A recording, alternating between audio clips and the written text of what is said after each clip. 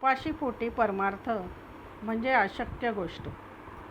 नमस्कार मंडळी, कसे आहात आपण? आपण मजेत आहात ना?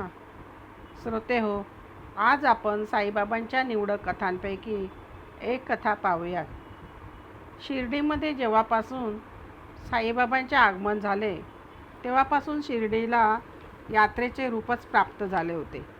महाराष्ट्रातूनच नव्हे तर देशविदेशातूनही साई भक्त दर्शनासाठी व आपल्या सांसारिक अडचणी सोडवण्यासाठी शिर्डीमध्ये गर्दी करू लागले होते.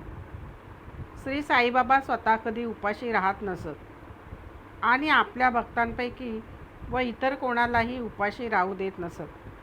ते म्हणायचे, जो उपाशी असतो त्याचे चित्त थाऱ्यावर नसते, मग त्याचे देवाकडे लक्ष कसे लागणार? दुपारच्या वेळी 2 घास आपल्या पोटात गेलेच पाहिजेत, नाही तर आपली इंद्रिये हीनदीन होऊन मग आपले लक्ष विचलित होऊन कीर्तन, श्रवण, भजन यापैकी कोणतीच गोष्ट आपल्याकडून होणार नाही. म्हणून प्रथम आत्म्याला पहिले संतुष्ट करा आणि मग परमार्थ करा. जशी आपल्याकडे एक म्हण आहे ना, आधी पोटोबा मग विठोबा. भुकेल्या पोटी देव सापडला असे आजवर घडले नाही आणि पुढेही घडणार नाही. आणि म्हणूनच बाबांना उपास तापासाचे कोडकौतुक चालत नसे. एकदा काय झाले, गोखले नावाच्या एक बाई बाबांच्या दर्शनासाठी शिर्डीत आल्या होत्या. त्या दादा केळकरांकडे उतरल्या होत्या. त्या घरून निघताना त्यांनी बाबांच्या पायाशी बसून 3 दिवस उपवास करण्याचा निश्चय घेतला होता. व मशिदीमध्ये आल्या असता बाबा म्हणाले, बाई, अन्न आणि अन्न खाणारा दोघेही विष्णुरूपच असतात. मग उपास तापास करायचे, निराहार राहायचे, पाणी न पिता राहायचे, हे उपद्व्याप कशाला?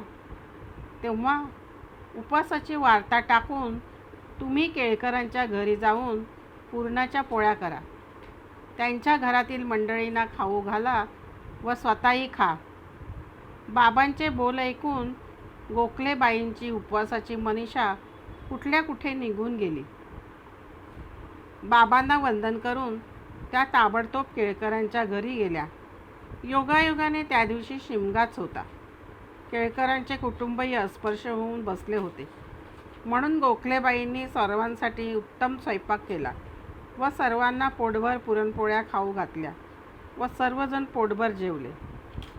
तात्पर्य: या कथेतून साईबाबा आपणास भरल्या पोटी व आत्म्याला संतुष्ट करून भजन, कीर्तन, पूजन व नामस्मरण करा असे सांगतात व संदेश देतात. उपाशीपोटी लक्ष विचलित होऊन लक्ष लागत नाही. श्रोते हो, आपणास कथा आवडलीच असेल, कथेला लाईक व सबस्क्राईब करून शेअर करा ही विनंती. धन्यवाद.